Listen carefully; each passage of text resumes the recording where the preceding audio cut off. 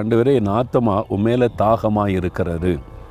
இப்போது பாருங்கள், வனாந்தரத்தில் தண்ணீரற்ற வனாந்தரம், ஒரு தண்ணீரே இல்லை, மழை இல்லை, 2 வருஷம் 3 வருஷம்னு இந்த நிலம் தண்ணீருக்காக ஏங்கும். அதனால் அது வெடித்து போகுது, ஏங்குகிறது. தாவீது யூதாவின் வனாந்தரத்தில் இருக்கையில் இந்த வசனத்தை சொல்கிறார், பாடுறார். அப்போ வனாந்தரத்தில் அவங்க இருக்கும்போது தண்ணீருக்காக எவ்வளோ அலைஞ்சிருப்பாங்க, தேடி இருப்பாங்கல்ல தாகத்தோட. அந்த அனுபவத்தை தான் சொல்கிறாரு. நாங்கள் அந்த சரீர தாகத்தை தீர்க்கிறதற்கு தண்ணீருக்காக அந்த வனாந்தரத்தில் தேடி தேடி நாங்கள் அலைகிறோம். எங்கே தண்ணி கிடைக்கும், எங்கே ஒரு நீரூற்று இருக்குமா, நீ தேடி தேடி நாங்கள் அலைகிறோம் ஆண்டவரே. இந்த யூதாவின் வனாந்தரம் இருக்க கண்ணு கட்டின தூரம் அப்படியே வனாந்தரம் பள்ள மேடுமாக இருக்கும். பச்சையான மரத்தை பார்க்கவே முடியாது. நான் அந்த வனாந்தரத்தை பார்த்துருக்கிற இஸ்ரவேல் தேசத்தில்.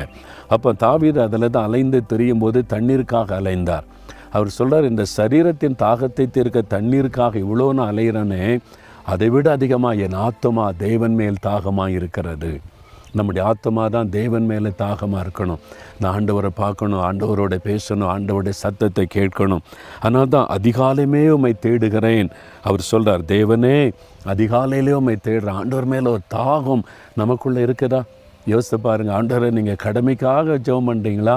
தேவன் மேலே ஒரு தாகம், ஆண்டவர் மேலே ஒரு வாஞ்சை, அப்படியே ஒரு தாகத்தோட தண்ணிக்கு தேடுற மாதிரி ஆத்துமா தாகத்தோட, ஆண்டவரே உம்முடைய குரலை நான் கேட்கணும், உங்களோட நான் பேசணும், நான் தரிசிக்கணும், ஆண்டவரே உம்முடைய பிரசன்னத்தினால் களி கூறணும், அந்த மாதிரி தாகத்தோடு தேவனை தேடுவார்.